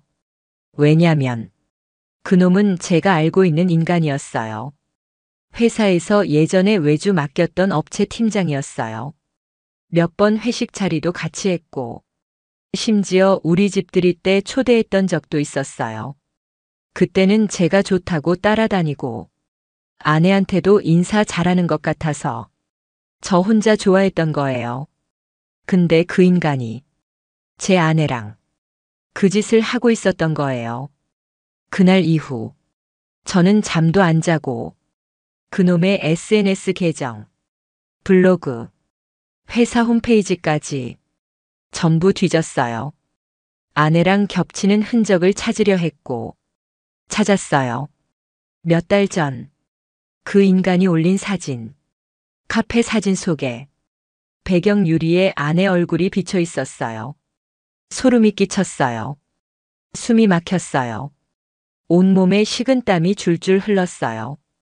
이게 다 거짓이었구나. 내 결혼 생활은 애초에 조롱이었구나. 제가 그들을 의심도 안 하고 살았던 지난 시간들이 한심하고 억울하고 분해서 견딜 수가 없었어요. 그래서 다 정리하기로 했어요. 결혼 생활, 아내, 그 인간 모두 끝내기로요. 근데 그냥 끝낼 수는 없었어요. 대가를 치르게 해야 했어요. 저는 변호사를 찾아갔어요. 이혼 전문 변호사. 상간 소송 경험 많은 쪽으로 골랐어요. 그 자리에서 정관수술 진단서, 탐정이 수집한 사진, 카페 영수증, 호텔 체크인 기록, 핸드폰 복원한 문자 캡처, 모든 걸 테이블에 펼쳤어요. 변호사가 말하더라고요. 이 정도면 완벽합니다. 유전자 검사는 하셨어요? 아직입니다. 애초에 제 아이일 수 없습니다. 정관수술 이후 검사도 받았습니다. 변호사는 고개를 끄덕였어요. 하지만 그래도 법적 분쟁 시엔 친자 감정을 해두는 게 좋습니다. 법원은 객관적인 서류를 원하거든요. 그 말 듣고 저는 더 확실하게 정리하기로 했어요. 그 아이가 제 아이가 아니라는 걸 의학적으로 증명할 필요가 있었어요. 아내가 산부인과 다녀온다고 나간 날, 저는 병원에 먼저 연락해서 유전자 검사 관련 상담을 받았고 몰래 남은 샘플을 확보했어요. 아내의 머리카락, 칫솔, 면도기, 그리고 제가 따로 보관하던 정액 검체, 모두 다 DNA 검사 기관에 맡겼어요. 결과는 일주일 후에 나왔어요. 그 결과지를 봤던 날, 제 손이 떨렸어요. 마지막 희망이 조금이라도 남아있었던 건지도 몰라요. 아내가 혹시 정관수술 실패라는 극단적인 변수로 날 속인 건 아닐까? 혹시 진짜 제 아이면 내가 괴물이 되는 건 아닐까? 근데 결과는 모든 걸 끝내줬어요. 99.999% 무관계. 저는 그날 그 종이를 벽에 던졌어요. 눈물이 터졌어요. 소리 없이 울었어요. 아무 말도 안 하고 고개 숙이고 소파에 앉아서 몇 시간 동안 한마디도 하지 못했어요. 눈물이 멈췄을 때 딱 한 가지 생각이 들었어요. 이제 시작이다. 지옥은 이제 너희 차례다. 저는 변호사에게 말했어요. 이혼 소송과 상간 소송 둘 다 진행해 주세요. 합의 따윈 없습니다. 저한테 미안하다는 말 한마디 안 한 사람들이 이제 와서 눈물 흘리면 뭐 하겠어요. 변호사는 냉정했어요. 가장 먼저 해야 할 건 내용 증명 발송입니다. 아내 쪽엔 이혼 사유와 함께 친자 불일치 결과 통보, 상간남 쪽엔 위자료 청구 및 접촉 금지 요청. 그리고 소장 접수까지 동시에 들어갑니다. 그 말이 그렇게 시원할 줄 몰랐어요. 며칠 뒤, 아내는 아무것도 모른 채 평소처럼 집에 들어왔어요. 그날따라 치킨을 사왔어요. 웃으며 말했어요. 우리 아기 때문에 요즘 자꾸 튀긴 게 땡기네. 그 순간, 그 치킨 냄새가 시궁창 악취처럼 느껴졌어요. 저는 말했어요. 거실 테이블 위에 있는 봉투. 읽어봐. 그녀는 뭔가 이상한 낌새를 느꼈는지 웃던 얼굴이 굳더라고요. 봉투를 열고 내용 증명과 검사 결과지를 보던 그녀의 표정. 저는 잊지 못할 거예요. 입이 벌어지고 얼굴이 창백해지고 입술이 떨리더니 결국 무릎을 꿇더라고요. 자기야, 이건 그게 아니야. 나도 처음엔 몰랐어. 근데 그 다음 말은 기억도 안 나요. 뇌가 자동으로 차단시킨 것 같아요. 그녀가 무슨 변명을 하든 그건 상관없었어요. 이미 끝난 이야기였고 저는 법적으로만 남은 걸 마무리하면 됐어요. 이제 변호사를 통해서만 얘기해. 네 말은 더 듣고 싶지 않으니까. 그 말만 남기고 저는 방으로 들어갔어요. 며칠 뒤 상간남 쪽 반응이 왔어요. 처음엔 무시했대요. 그런데 소장이 정식으로 접수되자 바로 태도가 바뀌었어요. 합의금으로 해결하자. 회사에 알려지면 안 된다. 우리는 진심 아니었다. 실수였다. 그딴 말을 하더라고요. 제가 변호사에게 말했어요. 절대 합의 없습니다. 끝까지 갑니다. 이 인간 사회에서 매장될 때까지 갑니다. 상간 소송이 시작되자 그 인간 회사에도 소문이 돌기 시작했대요. 그리고 충격적인 일이 벌어졌어요. 그놈, 기혼자였어요. 유부남이었어요. 그 사실을 알고 저는 다시 한번 멘탈이 흔들렸어요. 내 아내는 유부남과 바람을 피우고 그 사람의 아이까지 가졌던 거예요. 그놈의 아내가 따로 접촉해 왔어요. 통화가 연결됐고 저는 말했어요. 당신 남편이 제 아내를 임신시켰습니다. 그녀는 조용히 울기 시작했어요. 저도 이혼 소송 진행할 겁니다. 우리 둘 다. 이제부터 이 인간들 제대로 끝장 보죠. 우리는 그렇게 공동 전선으로 엮였고 두 가정이 함께 상간 커플을 박살내기 위한 절차에 들어갔어요. 제가 받은 정신적 피해는 그저 위자료로는 다 갚이지 않았어요. 그건 상처가 아니라 존재 자체를 부정당한 고통이었거든요. 하지만 제가 그들에게 줄 수 있는 최악의 벌은 모두가 아는 진실을 세상에 까발리는 거였어요. 변호사는 언론 대응까지 준비하겠다고 했고 저는 조용히 준비했어요. 아내는 회사에서 퇴사했어요. 임신 소식과 함께 이혼 소송 소문까지 돌자 버티기 어려웠나 보더라고요. 그놈도 유부남이었단 사실이 알려지면서 회사에서 정직당했다더라고요. 이후 계약 해지, 블랙리스트, 업계에서 퇴출 수순까지 밟고 있었어요. 하지만 이건 아직 시작일 뿐이었어요. 몇 달이 지났어요. 이혼은 정식으로 확정됐고 상간 소송에서도 제가 승소했어요. 법원은 아내에게 양육권을 박탈했고 친자 불일치라는 결정적인 사유로 위자료를 물도록 판결했어요. 그 인간, 그놈은 위자료 3천만 원을 저한테 지급하라는 판결을 받았고 그 아내에게도 별도로 손해배상을 하게 됐어요. 결국 이 인간은 회사도 잃고 가정도 잃고 사회적으로도 매장됐어요. 그럼 저는 행복해졌냐고요? 아니요. 그때는 절대 행복하지 않았어요. 오히려 공허했어요. 한참을 무너져 있었어요. 하지만 시간이 지나니까 달라졌어요. 아무도 없는 집에서 조용히 커피를 내리면서 생각했어요.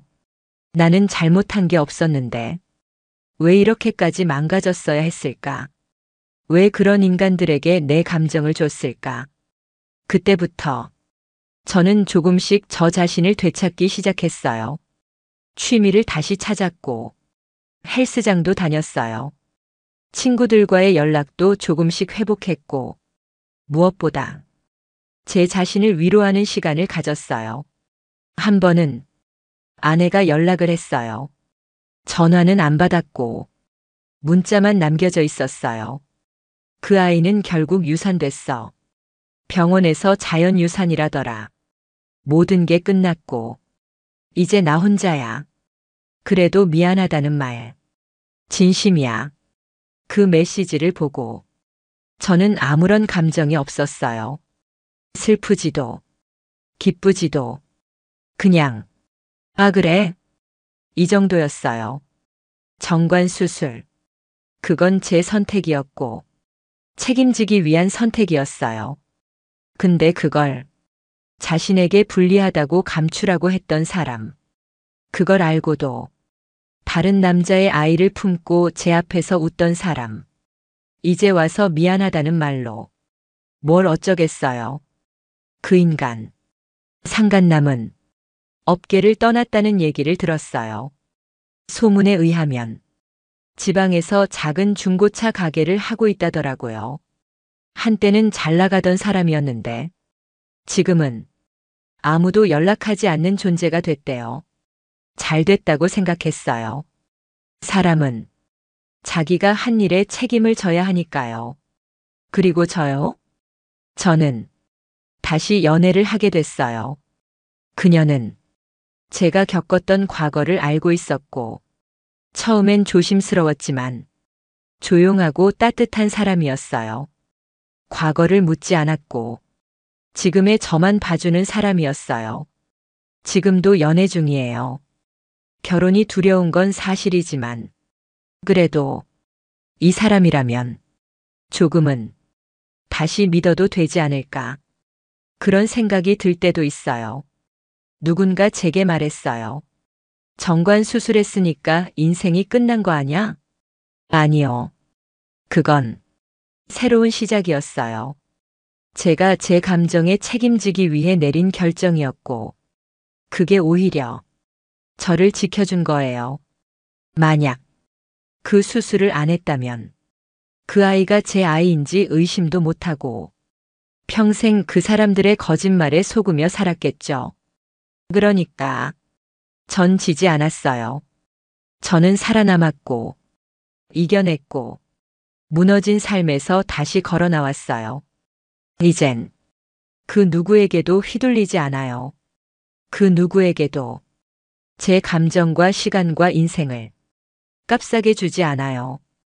그게 진짜 복수고 진짜 승리였어요. 제가 이 이야기를 털어놓는 이유는 정말 억울하고 분해서예요. 평생 믿었던 사람이 제 등 뒤에서 어떤 짓을 했는지 안 순간 저는 숨이 막혔습니다. 이걸 어디서부터 어떻게 풀어야 할지 지금도 모르겠어요. 저는 결혼한 지 12년 된 평범한 주부였습니다. 남편과 저는 딱 보기엔 문제가 없는 가정이었어요.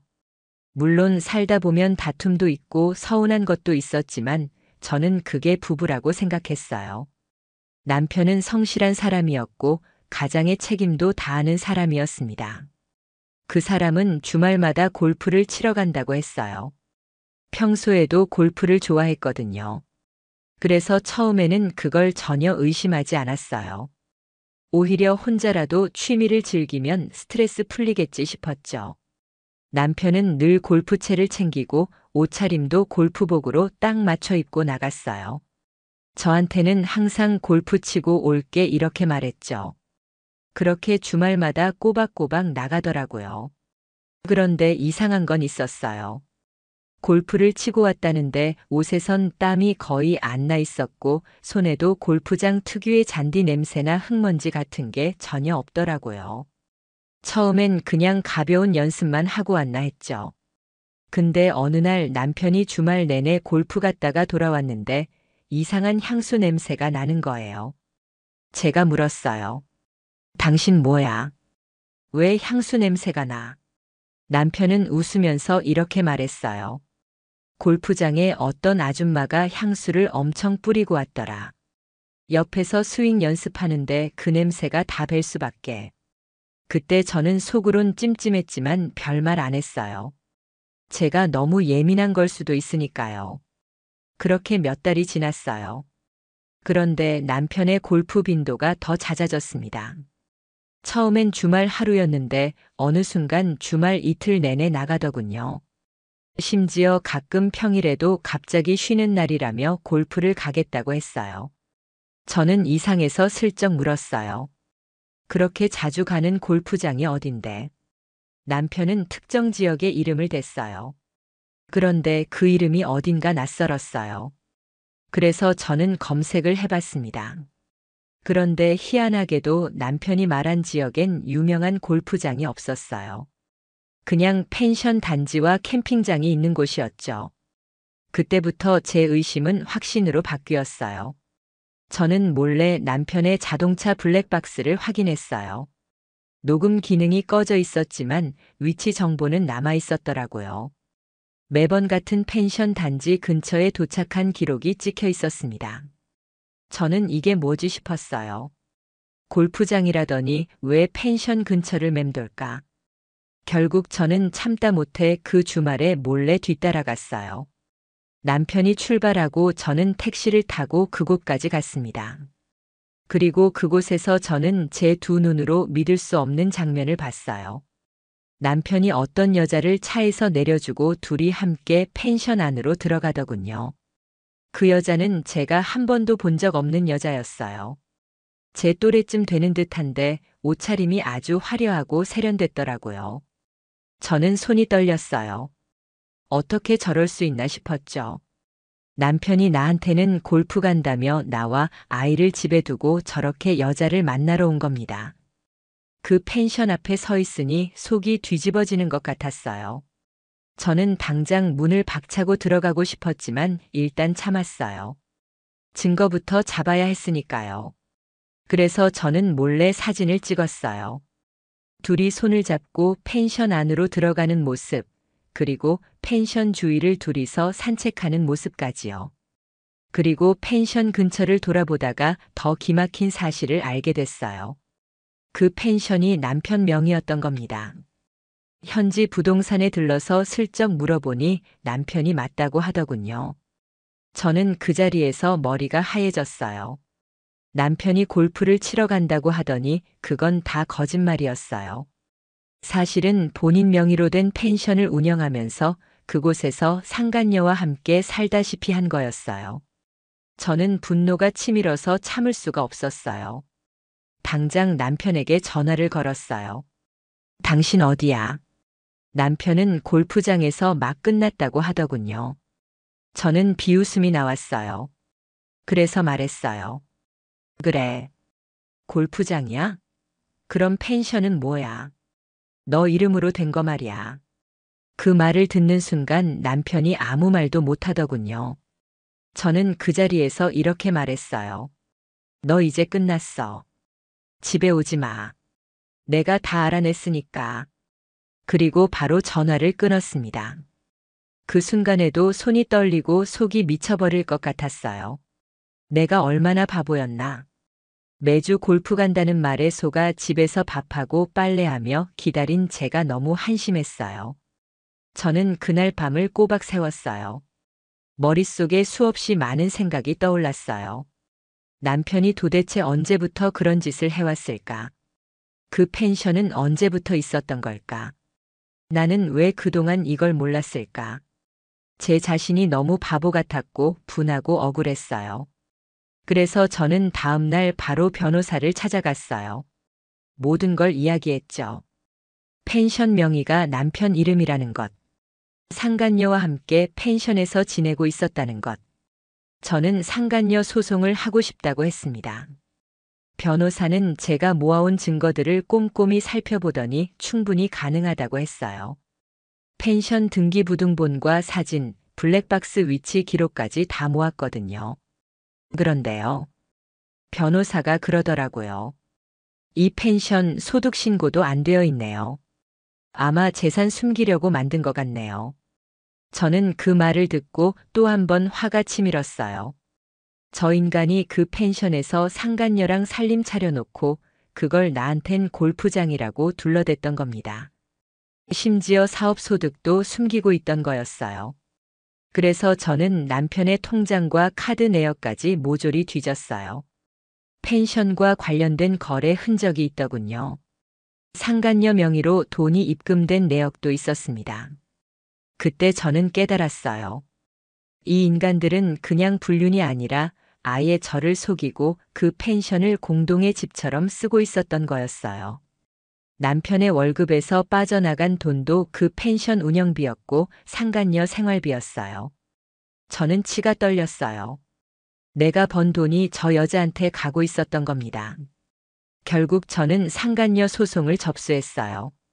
변호사가 준비해준 소장에는 이렇게 적혀 있었습니다. 피고는 원고의 혼인 중 배우자와 부정한 관계를 지속하였고 그 거점으로 사용된 펜션은 배우자 명의의 은닉 재산으로 확인됨. 이에 정신적 피해에 대한 손해배상 및 상간 배우자에 대한 법적 책임을 묻는다. 그걸 보는데 손이 덜덜 떨렸어요. 이렇게라도 하지 않으면 저는 무너질 것 같았거든요. 그리고 이혼 소송도 함께 준비했습니다. 남편이 연락을 해왔지만 저는 받지 않았어요. 대신 변호사를 통해 이렇게 전했어요. 더 이상 남편과의 대화는 없습니다. 법적으로만 이야기하세요. 남편은 저한테 찾아오겠다고 했지만 저는 집도 비워버렸어요. 그 인간 얼굴 다시는 보고 싶지 않았거든요. 그런데 남편이 집 앞에 와서 울고불고 했다는 소식을 들었어요. 친정엄마가 그러더군요. 네 남편 집 앞에서 울더라. 이제 와서 왜 저러는지.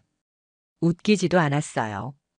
이미 돌이킬 수 없는 짓을 해놓고 울면 뭐 하냐고요. 그렇게 후회할 거면 애초에 그 펜션을 샀어야 했나요? 저는 속으로 그렇게 외쳤어요. 소송이 시작되면서 상간녀도 변호사를 선임했더군요. 그 여자는 어처구니 없는 말을 했어요. 저는 펜션 운영 직원일 뿐이었어요. 제가 그 말을 듣고 얼마나 웃었는지 몰라요. 직원이랑 펜션에서 같이 산책하고 사진 찍고 돈까지 받아가나요? 증거가 넘치는데도 저렇게 뻔뻔할 수 있구나 싶었어요. 그래도 법원에서는 제 손을 들어줬어요. 판결문에는 이렇게 쓰여 있었습니다. 피고는 혼인 파탄의 책임이 있음이 명백하고 그 관계를 유지하며 경제적 이득까지 취한 점을 고려하여 손해배상을 명령한다. 저는 그 판결문을 받아들며 비로소 조금이나마 위로를 받았어요. 이게 정의구나 싶었습니다. 이혼도 무사히 마무리됐어요. 남편은 펜션과 관련된 숨겨진 재산까지 다 드러났고 그걸 저한테 일부 보상하라고 법원이 판결했어요. 남편은 이혼하면서도 저한테 매달리더군요. 미안하다. 진짜 미안하다. 다시는 안 그럴게. 저는 그 말에 딱 한마디 했습니다. 당신이 그 펜션에 묻혀 살았으면 좋겠어. 평생 그 여자랑 썩어라. 그렇게 저는 이 인간과 완전히 끝냈어요. 이혼 판결이 난 뒤에도 제 속은 전혀 시원하지 않았어요. 법적으로 이긴 건 맞지만 제 마음속에서 끓어오르는 분노와 치욕은 도무지 사라지지 않았어요. 펜션에서 남편과 상간녀가 함께 보냈을 시간들. 내가 혼자 애 키우고 집안일하며 지친 몸을 이끌고 남편을 기다리던 그 순간들에 저둘은 얼마나 즐겁게 웃고 떠들었을까. 그 생각만 하면 밤마다 잠을 이룰 수가 없었어요. 그런데 더 어이없었던 건 그 펜션이 그 뒤로도 운영되고 있었단 사실이었어요. 법원 판결로 일부 재산 분할이 이루어졌지만 남편은 그 펜션을 상간녀에게 넘겼더군요. 저는 그 사실을 듣고 또 한 번 피가 거꾸로 솟는 기분이었어요. 법적으로 이겼지만 실질적으로 저 인간들은 여전히 그 펜션에서 기생하고 있는 셈이었거든요. 저는 도저히 참을 수가 없었어요. 이렇게 끝낼 수 없겠다 싶었어요. 그래서 저는 방법을 찾기 시작했어요. 남편과 상간녀가 그 펜션에서 무슨 일을 벌이고 있는지 제대로 조사해 보기로 했습니다. 제가 찾은 건 그 펜션의 SNS 계정이었어요. 그 계정에는 매주 새로운 사진과 이벤트 소식이 올라오고 있었어요. 근데요, 그 게시물마다 남편과 상간녀의 흔적이 고스란히 남아 있었어요. 사진 배경에 비친 둘의 그림자 찍힌 각도, 그리고 사용된 문구들까지. 아무것도 모르는 사람들은 그냥 좋은 펜션이라 생각했겠지만 저는 아니었어요.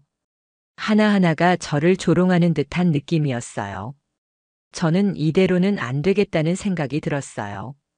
그래서 지인들에게 사실을 알렸어요. 그리고 커뮤니티에 글을 올렸습니다. 이 펜션의 실체를 아시나요? 저는 이 펜션의 전 주인과 상간녀에게 모든 걸 빼앗겼습니다. 저는 그 안에 법원 판결문도 일부 캡처해서 올렸어요. 그들이 어떤 짓을 했는지 세상에 알리고 싶었거든요. 그 글이 퍼지고 나서 펜션 계정에는 악플이 달리기 시작했어요. 상간녀 펜션 부정한 돈으로 운영되는 곳, 이런 댓글들이 이어졌습니다. 그리고 지역 커뮤니티에도 그 소식이 돌면서 손님이 급격히 줄었다고 하더군요. 저는 그 말을 듣고 속이 좀 시원했어요. 그래, 저 인간들 편하게는 못 살겠구나 싶었죠. 그 와중에 남편이 저한테 연락을 해왔어요. 왜 이렇게까지 하냐? 너도 재산 받았잖아. 그 한마디에 저는 기가 막혔어요. 재산 좀 받은 걸로 이 모든 치욕이 씻겨진다고 생각하는 그 인간의 수준이 더러웠어요. 저는 딱 잘라 말했어요. 나는 너희들이 평생 이 죗값을 받길 바랄 뿐이야. 재산이 문제가 아니야. 너희가 짓밟은 내 인생을 생각해봐. 그 뒤로 남편은 연락을 끊었어요. 대신 상간녀가 저한테 소송을 걸겠다고 협박을 하더군요. 명예훼손이라나 뭐라나. 저는 웃음밖에 안 나왔어요. 판결문도 있고 사실관계도 명백한데 뭘로 명예가 훼손됐다는 건지요. 저는 변호사와 상의했어요. 변호사는 걱정 말라며 오히려 반소를 걸어도 된다고 했습니다. 그 말을 듣고 저는 더 이상 두려울 게 없었습니다. 그리고 또 하나의 복수를 준비했어요. 남편이 숨겨둔 또 다른 재산이 있을 거라 확신했거든요. 저는 조사 전문 업체를 통해 남편의 재산을 추적했습니다. 그리고 결국 또 다른 명의로 된 예금과 주식 계좌를 찾아냈어요. 법원에 추가로 재산 분할 청구를 했습니다. 저는 끝까지 한 푼도 남기지 않고 받아내겠다고 마음먹었거든요. 그렇게 하나하나 남편의 숨겨진 재산을 찾아냈고 법원에서도 저의 손을 들어줬습니다. 남편은 결국 더 많은 돈을 저에게 지급해야 했고 그 와중에 펜션 운영은 점점 어려워졌다고 하더군요. 저는 속으로 생각했어요. 그래, 돈 한 푼 남기지 말고 바닥까지 떨어져라. 내가 내 인생 짓밟은 값이야. 그런데요, 이상하게도 저는 아무리 돈을 받아도 허전했어요. 마음 한구석이 비어 있었어요. 내가 왜 이런 인간 때문에 이렇게 지쳐야 하나 싶었어요. 그래서 저는 상담도 받기 시작했어요. 누군가에게 내 마음을 털어놓고 나니 그제야 조금은 숨통이 트이더군요. 저는 이제라도 내 삶을 다시 살아야겠다고 결심했어요. 그렇게 하나하나 복수를 해나가며 저는 숨통이 조금씩 트이긴 했지만 여전히 머릿속에서 지워지지 않는 장면들이 있었어요. 남편과 그 여자가 손잡고 펜션 안으로 들어가던 모습. 그 둘이 그곳에서 얼마나 행복하게 지냈을지 생각하면 이가 갈렸어요. 그래서 저는 끝까지 그 둘의 흔적을 다 지우고 싶었습니다.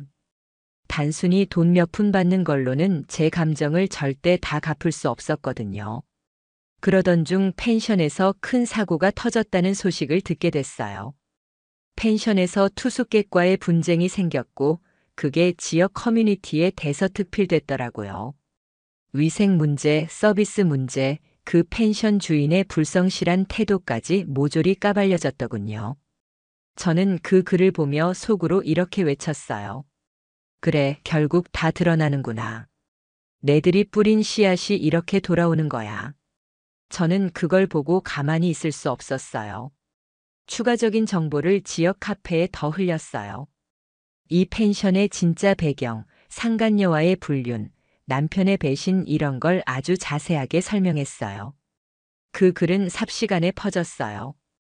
지역 방송국에서도 그 사건을 다뤘고 결국 펜션은 폐업 수순을 밟게 됐어요. 저는 그 소식을 듣고 드디어 끝났다는 기분이 들었어요. 그렇게 나를 짓밟고 부정으로 세운 것들은 결국 무너진다는 걸 저는 제 눈으로 봤으니까요. 그리고 저는 판결문을 다시 꺼내 읽었습니다. 법원에서는 이렇게 명시했어요.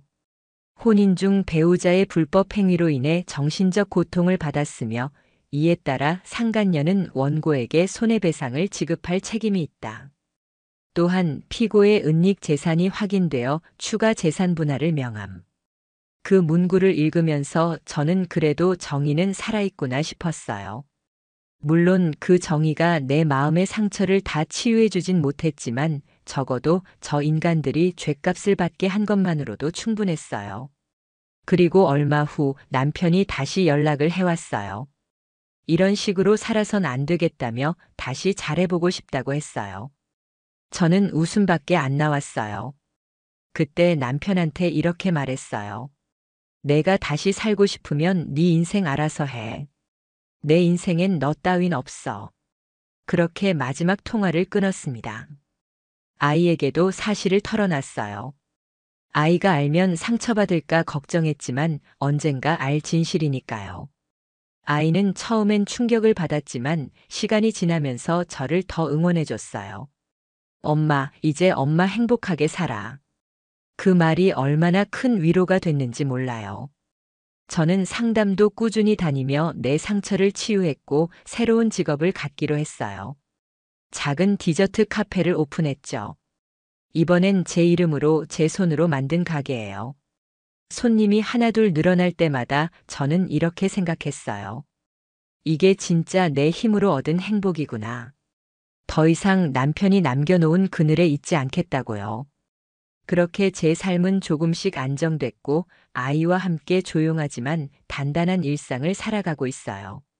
그리고 저는 절대 잊지 않아요. 내 인생을 망치려 했던 사람들은 결국 무너졌고 나는 다시 일어섰다는 걸요. 그래서 오늘도 저는 더 열심히, 더 행복하게 살겠다고 다짐합니다. 저는 시간이 흘러도 절대 그때의 기억을 잊지 못할 거예요. 사람이 사람을 이렇게까지 속일 수 있구나. 내가 믿었던 내 남편이었는데 결국 저한테 남은 건 배신과 분노뿐이었어요.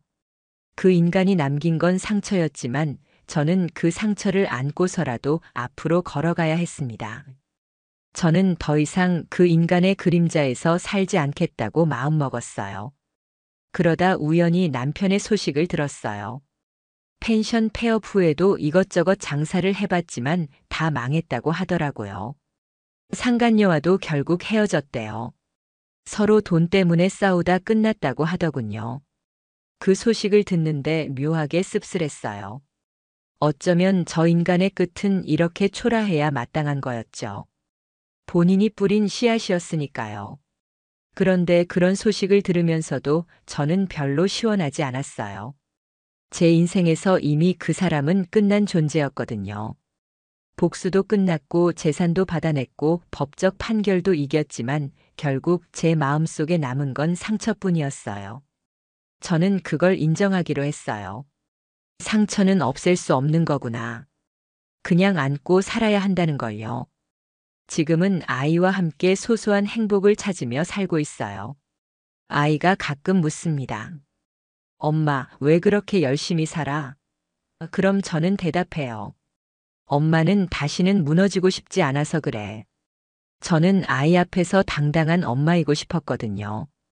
아이에게만큼은 절대 부끄럽지 않은 사람이 되고 싶었습니다. 그래서 저는 오늘도 제 일을 하고 있어요. 제가 다시 시작한 카페에서 손님들 맞으며 하루하루 열심히 살아가고 있어요. 손님들이 웃으며 돌아갈 때마다 저는 조금씩 마음이 치유되는 걸 느껴요. 그때마다 속으로 외칩니다. 나는 끝까지 살아남았다. 그게 저한테는 진짜 승리였어요.